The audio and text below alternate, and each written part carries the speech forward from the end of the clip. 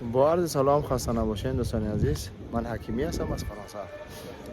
چنانچه میدونید دوستان عزیز، ما چند روز است که در شهر لیماش قرار داریم و آمدیم ببینیم از این شهر و جاهای دیدنی و زیبایی این شهر بهر شما نواری داشته باشیم.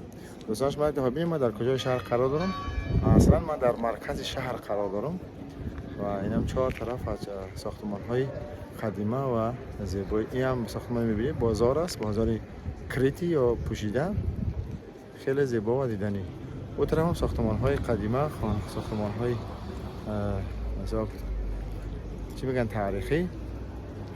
دوستان وقت شما رو زیاد نمیگیرم، همراه ما را در شبکه‌های اجتماعی همراهی کنین، پیدا کنین، با یوتیوب کانال ما سر بزنین و کانال ما سابسکرایب کنین و با دوستان خود بفرستین و دیگه شما رو به خدا پاک و منان میسپارم تا برنامه‌های بعدی.